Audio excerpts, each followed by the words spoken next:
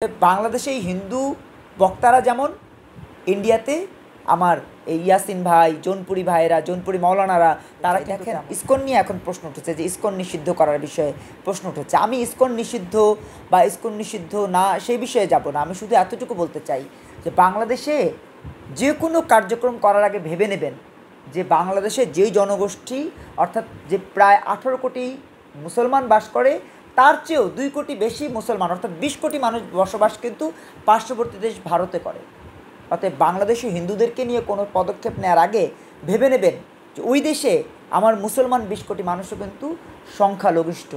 তাদের উপরে আপনাদের কারণে যেন কোনো রকমের নিপীড়ন, নির্যাতন, কোনো রকমের অন্যায় অপরাধ চাপিয়ে দেওয়া না হয়।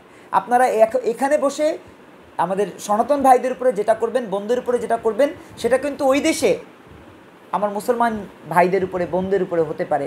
অতএব সেই বিবেক বিবেচনায় ইসকন নিষিদ্ধ করবেন না ইসকনকে শৃঙ্খলার মধ্যে রেখে তাদের কার্যক্রম করার জন্য সিদ্ধান্ত দিবেন, নির্দেশনা দিবেন, সেটা কিন্তু এখন ভাবার সময়। বিশেষ করে মসজিদে যারা আন্দোলনটা করছেন ইসকন নিষিদ্ধের দাবিতে, তাদের দৃষ্টি আকর্ষণ করে বলতে চাই, আপনার ইয়াসিন, মৌলানা ইয়াসিন, এই যে ভারতে, পশ্চিমবঙ্গে, কর্ণাটকে বিভিন্ন এলাকায় যিনি বাংলায় ওয়াজ করে বেড়ান ইয়াসিন, তিনি কিন্তু মুসলমান। আবার বাংলাদেশে হিন্দু যারা তাদের ধর্মীয় প্রচারণা করছেন ইসকনের মাধ্যমে, তারা কিন্তু হিন্দু।